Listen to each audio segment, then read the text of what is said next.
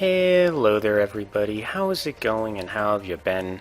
I am EuclideanSqd, and we're back in Duel Links to finally cover the epic Yami event that is going on.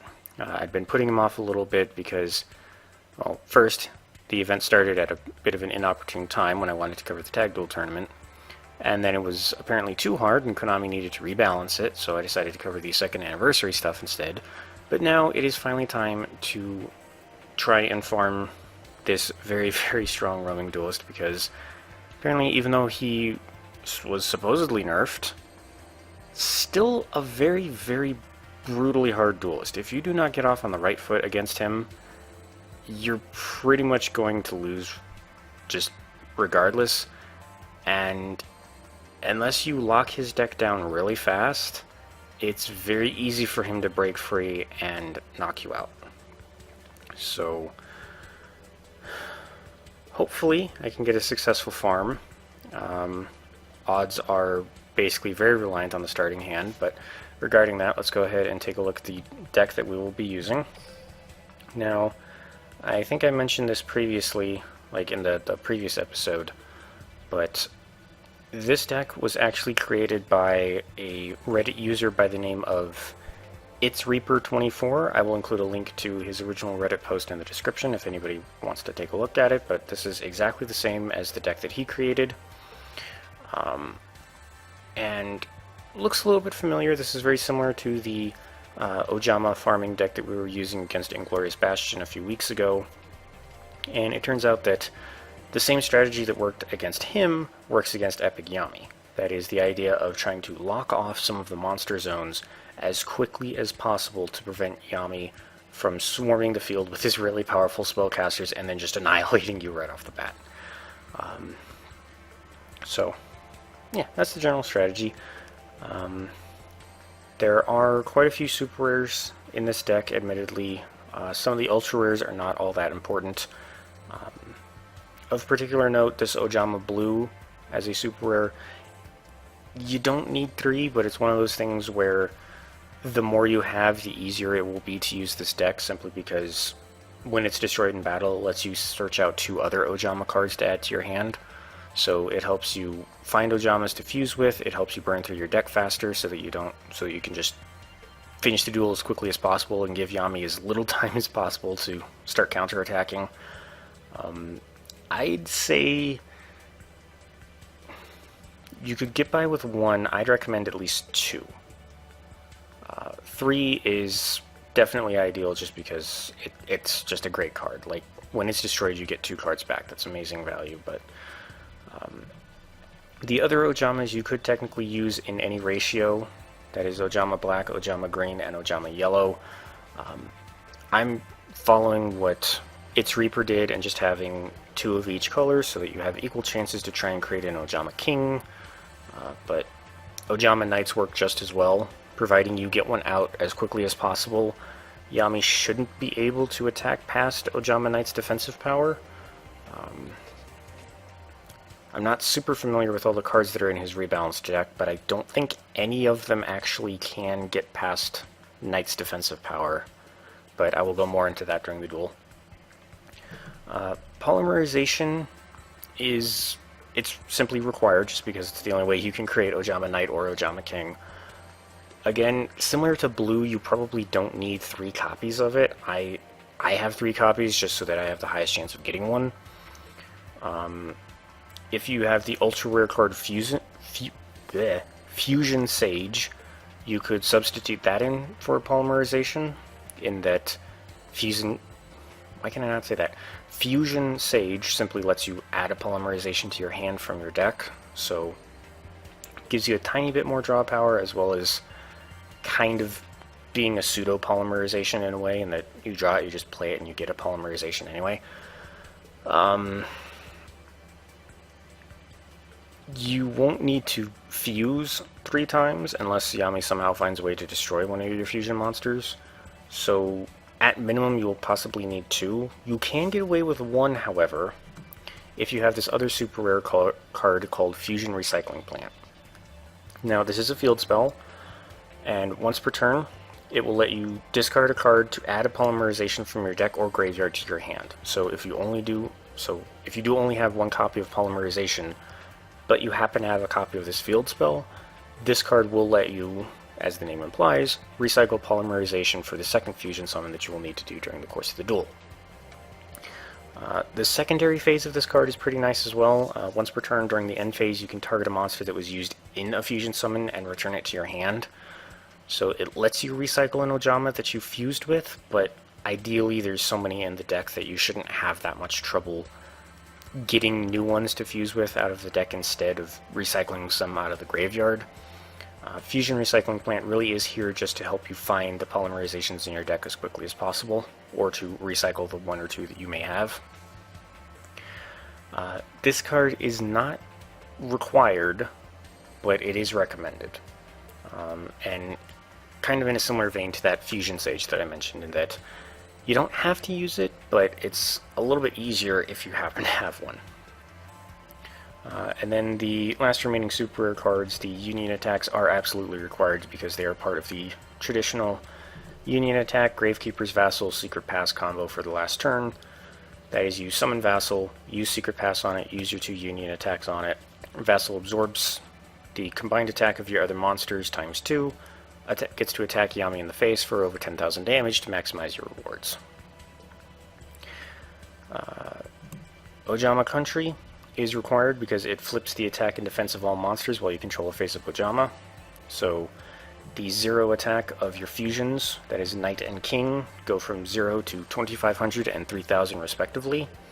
This is required so the Union attack will actually give Vassal any sort of power increase. In particular, you will see this during the duel, but I would recommend not playing an Ojama Country until the last turn of the game. Just because Yami does have some good spell and trap destruction as well. You don't need 2 copies, similar to some of the other cards. Having 2 copies simply makes it easier for you to find one, but if you'd rather save it to the end of the duel like I do, you could get away with just 1 and just keep it in your hand. But yeah, that's my recommendation, is to just not use it till the end of the duel, just so that Yami can't destroy it. And then lastly, considering we have Fusion Recycling Plant, King of the Swamp is not super required. Basically, it's an effect monster that can either be discarded from your hand to the graveyard to let you add a polymerization, or used as a fusion substitute monster for an Ojama King. So, for example, if you had a black and a green in your hand, you could use King of the Swamp to take the place of the Ojama yellow you need to fuse for King. However, if you do use King of the Swamp in a fusion summon, the other materials have to be correct, so you can't fuse a green, and a King, for example. This card could be swapped out, so you don't technically need this extra ultra rare in here. There are other fusion material monsters that you can use to replace it with, and similarly there is Fusion Sage for searching out polymerization, or Fusion Recycling Plant. He's kind of here just because it's the only card that really fills both of those roles at the same time.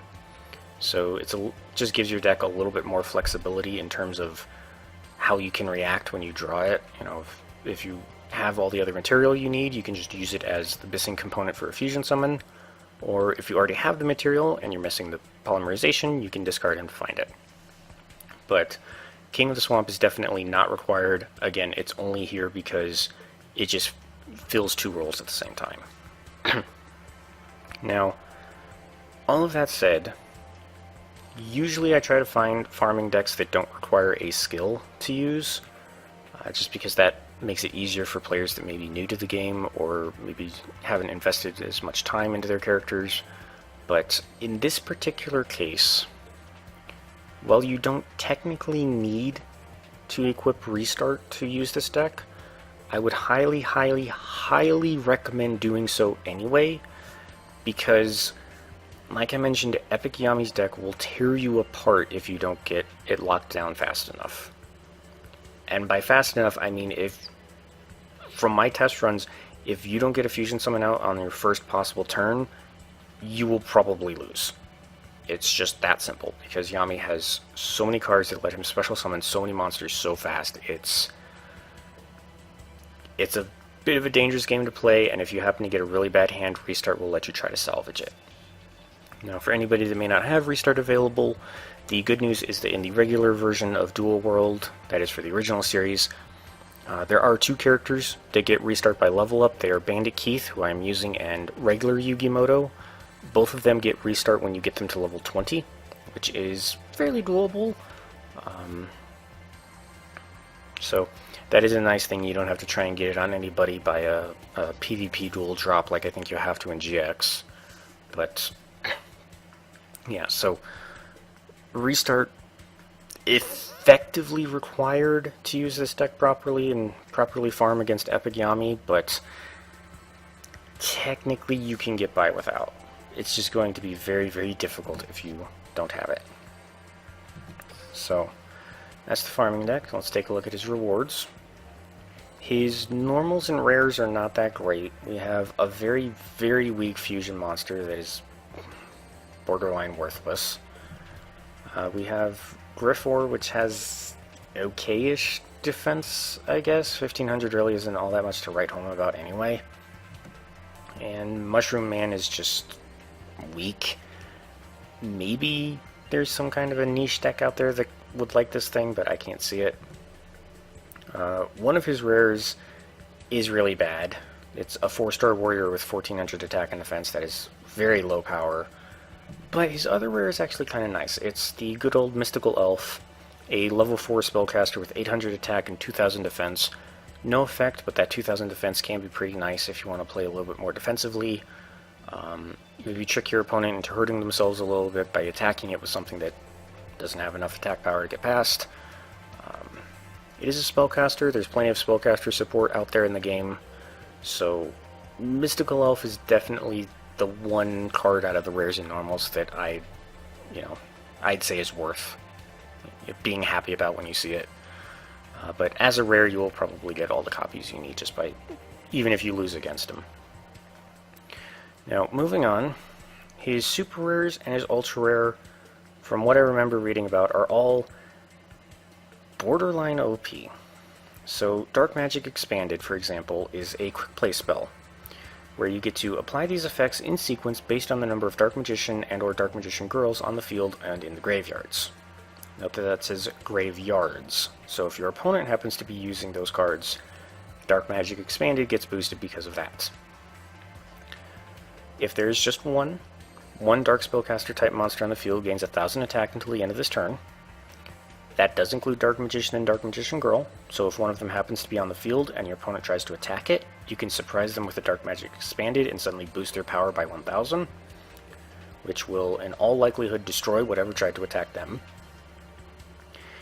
If there are two, after boosting a monster by 1000, this turn, your opponent cannot activate cards and effects in response to your spell or trap card or effect activation, and the spell and trap cards you control cannot be destroyed by your opponent's card effects.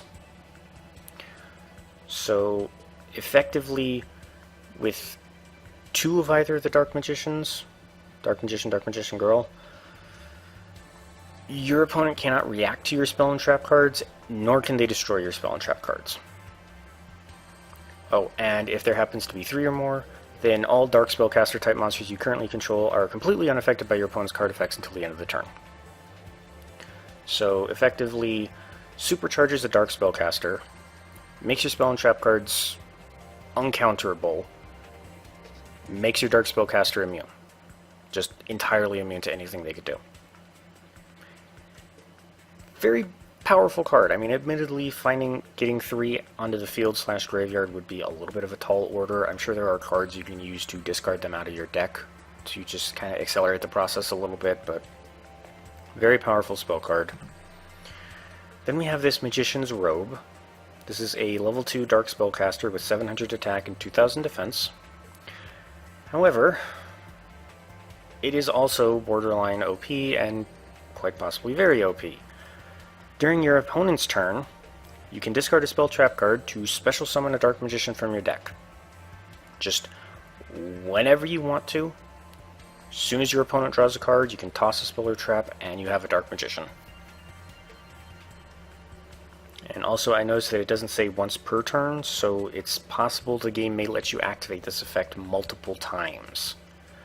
Now granted, because Magician's Robe is a monster itself, it will be taking up one of your monster card zones, but if this is true and you have two spell or trap cards in your hand, you can just toss those and summon 2 Dark Magicians on your opponent's turn. Additionally, during your opponent's turn, if you activate a spell or trap card effect, if you activate a spell, trap card, or effect while this card is in your graveyard, you can special summon Magician's Robe back to your field. However, it gets... oh no, sorry. To finish what I was saying, when you special summon it from the graveyard in reaction to your spell trap card, it gets banished when it leaves the field, but I missed a sentence down here that says you can only use each effect of Magician's Robe once per turn. So forget what I said about summoning 2 Dark Magicians. It's just they decided to limit the effect at the end instead of just saying once per turn constantly. So, but even so, just special summoning 1 Dark Magician for free from your deck is very powerful. You don't have to go searching for it, you don't have to have it in your hand, just no matter what, Magician's Robe lets you summon it. Then we have Charging Gaia the Fierce Knight, a level 7 light warrior, 2300 attack, 2100 defense. You can normal summon this card without tributing. However, if this card is normal summoned without tributing, its original attack becomes 1900, which, not all that bad of a downside. 1900 is still a lot of attack power. If this card is tributed, you can add 1 Blackluster Soldier monster from your deck to your hand. So that could be tributed to summon something else, that could be tributed as cost to activate a spell or a trap card, or a monster effect, or whatever, but whenever something tributes Charging Gaia, you get to search for a Blackluster Soldier in your deck. So, admittedly, I don't think there's as much Blackluster support as there is for Dark Magicians and Spellcasters, but I remember playing with a old Blackluster Soldier Ritual deck way back when this game first came out, and it was quite powerful, so there's probably some utility there. Then we have Crusader of Endymion, a level 4 light spellcaster that is a Gemini monster, 1900 attack, 1200 defense. And being a Gemini, it is treated as a normal monster at first, but you can then normal summon it once it is on the field to have it treated as an effect monster. And its effect specifically is that once per turn, you can place a spell counter on a face-up card on the field that you can place spell counters onto. And if you do, Crusader of Endymion gains 600 attack until the end phase.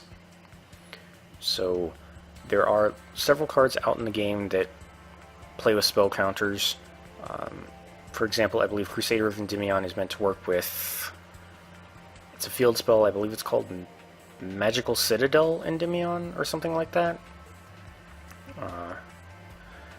But there's probably at least a dozen more cards that you can put spell counters onto. And once Crusader of Endymion is Gemini summoned, you can basically do that constantly, and it will always be a 2500 attack point monster during your turn, which is very, very powerful for a level 4. And then finally, we have what is a very powerful monster as well.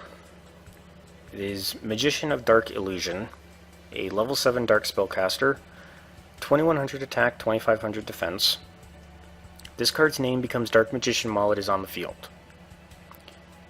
This effect in itself is fairly powerful. I mean, you'd have to be a little bit crazy to do this, but that does mean that you can put Magician of Dark Illusions into your deck even if you already have 3 Dark Magicians in there, because technically it has a different name in the deck, so it doesn't count towards the 3-card copy limit rule thing. But aside from that, you can only use each of these effects of Magician of Dark Illusion once per turn. During your opponent's turn, if you activate a spell, trap card, or effect, you can special summon this card from your hand. So, any spell trap card you could activate, like say, Enemy Controller, Widespread Ruin, Wall of Disruption, Jar of Greed.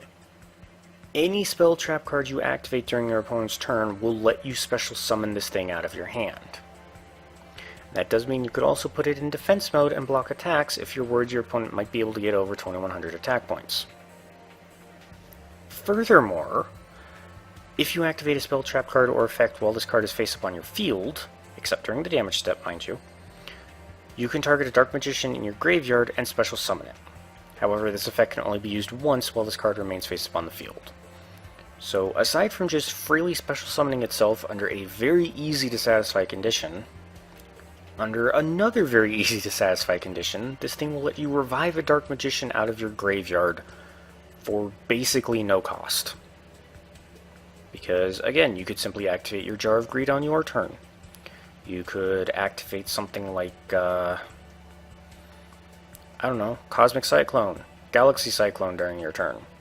You know, something very simple like that. It doesn't cost you life points, you don't have to lose Magician of Dark Illusion to get the Dark Magician. You just revive Dark Magician. So, lots of very powerful cards from Epic Yami, so I guess it kind of makes sense why they made his deck so difficult to defeat. But that said, hopefully we can do this. Hopefully the RNG decides to cooperate, because I am currently at about 50-50 with whether or not the RNG wants to cooperate with my starting hand. And again, that is also why I'm pretty much recommending or saying that restart is required to use this deck. Because if your starting hand is garbage, which this one actually is not, and I am going first, so I am not going to use restart just because I have an Ojama Blue in my hand. So, ideally, he doesn't go too crazy right now. And it seems like he probably is, so I've probably lost already. Yep, I've lost already. Cool. So, remember what I said about wanting to fusion summon on the very first turn you possibly can, so that he can't kill you? This is why, because he has lots of special summoning potential. So, I'm actually going to take this moment to just pause in the duel to read through this thing. So, for example, he has this Apprentice Illusion Magician. You can special summon this card from your hand by discarding a card. Very easy requirement. 2,000 attack points. If this card is normal or special summoned, you can add a Dark Magician from your deck to your hand. Very easy to special summon, immediately gets you a Dark Magician in your hand. During damage calculation from either player's turn, if another Dark Spellcaster type monster battles an opponent's monster, you can send this card from your hand or face it from your field to the graveyard. The monster you control gains 2,000 attack points during that damage calculation only.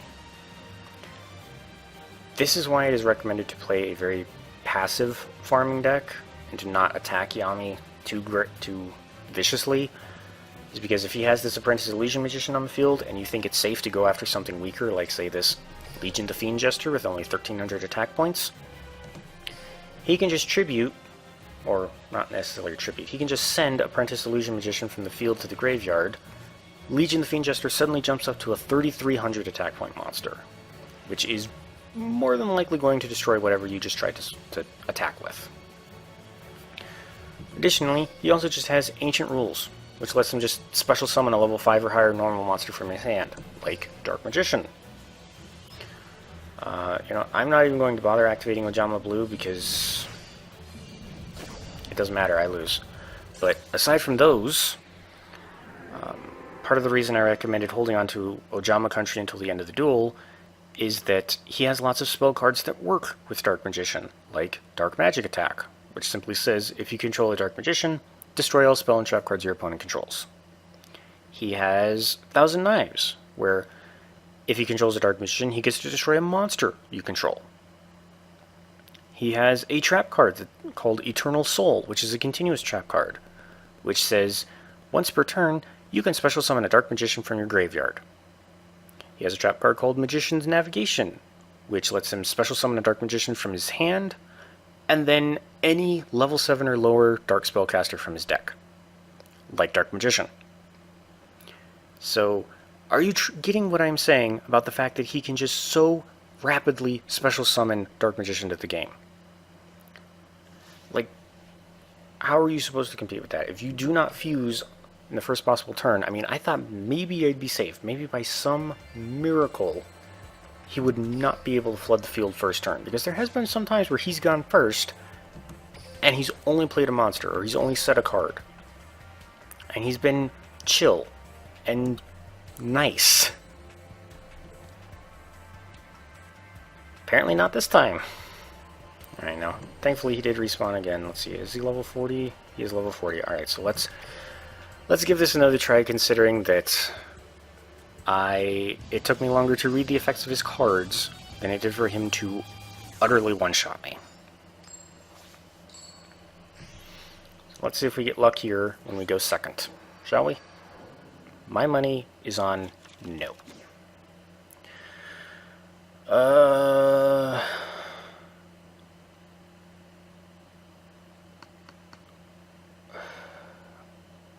I mean, he's going first anyway, so if he swarms the field, he swarms the field. But I'm going to say no to my restart skill again, because you can use Ojama Blue to create Night. Okay, it looks like I'm going to have to do that, so I'm going to go ahead and activate Fusion Recycling Plant. I'm not going to use it to search for a polymerization, because I don't need to, and there's nothing in my hand I want to discard to do that. So I will go ahead and fuse blue and green to create Ojama Knight. And now with Ojama Knight in play, I can lock off his 2 other monster card zones so he can't summon more stuff to the field. Now the only downside is this thing. Every time a spell card is activated, he gets to put a spell counter on this card. When it has 3, he contributed to special summon a Dark Magician from his hand, deck, or graveyard. So this is going to be risky, but hopefully it does not give him another counter. Hopefully it's just that initial play of the spell card that gives him a counter. Okay, good. Good. Because do not want him getting a 3rd spell counter on the skilled Dark Magician, summoning Dark Magician, and then using stuff like Thousand Knives and Dark Magic Attack and all the other nonsense that you can do. So the only downside is that this means I can't use polymerization until the final turn of the duel. No, I don't want that. I want to search out my other Ojama Blues. Yeah, I can't do my second fusion summon until the last turn of the duel, because that would give it a 3rd counter and he could summon for Dark Magician. So I'm just trying to run through in my head. So that would be Vassal, Secret Pass, the 2 Union attacks. That's already 4 of my allowed 6 cards. I don't need Recycling Plant anymore, so I could set my Ojama Country, or at least one of them.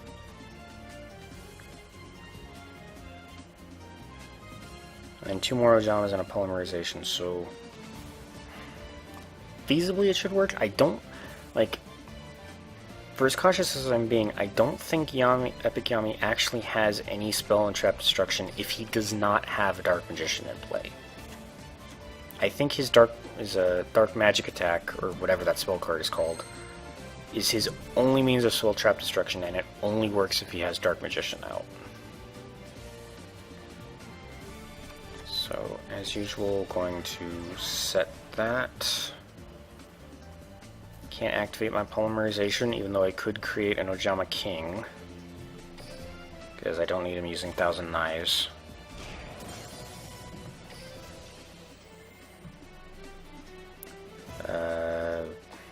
Just take, doesn't matter. Thankfully, we got to use all 3 Ojama Blues. So we've gotten a massive card lead on him. Let's see, we got 9 cards. I'm going to have to discard 3.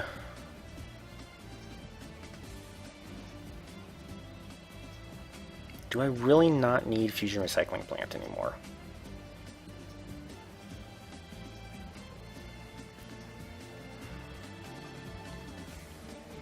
I'm going to set polymerization. So now I only have to discard 2, and I'm going to toss King of the Swamp and Ojama, one of the two Ojama blacks I got. Okay, I can happily discard that.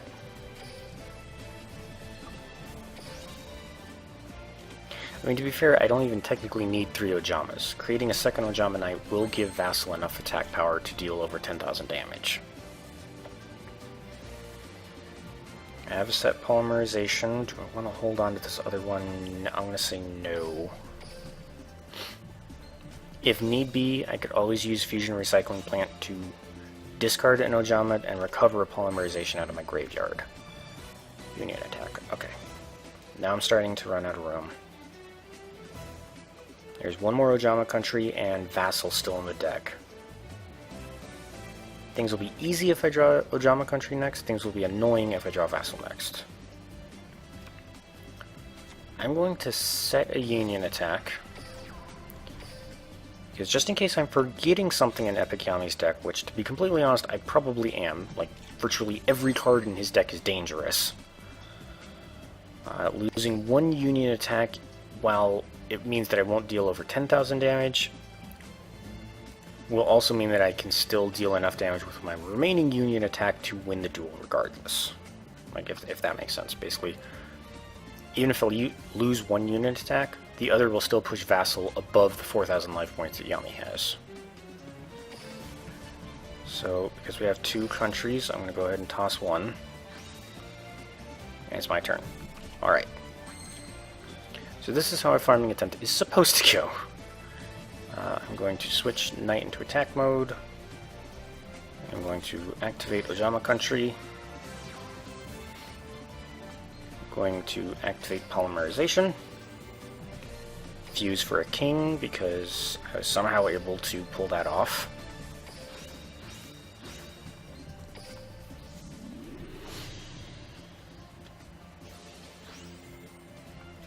Going to summon Vassal.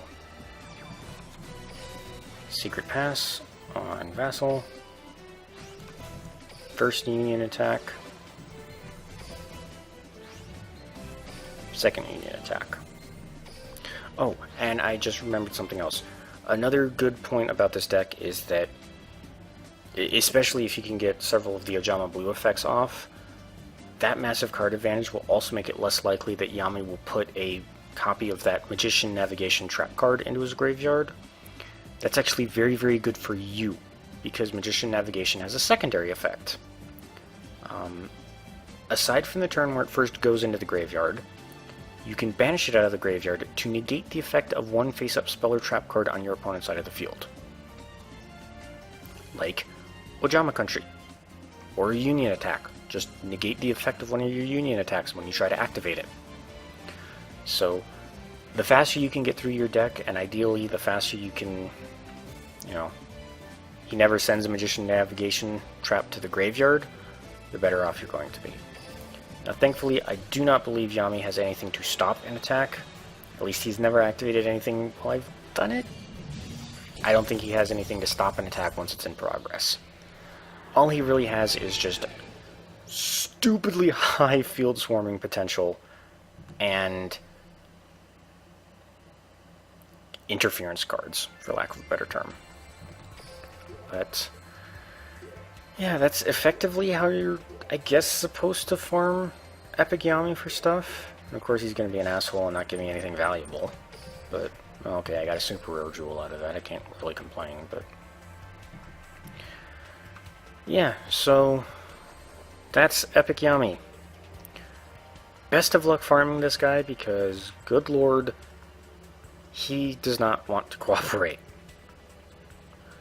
So, may your starting hands be lucky. If not, may your restarts work.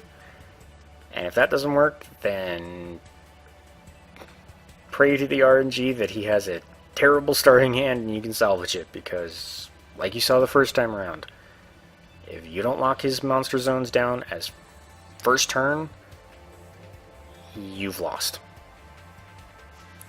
Best of luck, everybody. And with that, thank you all so much for watching. I hope you all had a great time, and I hope you all have a great day. And I will see you all in the next one.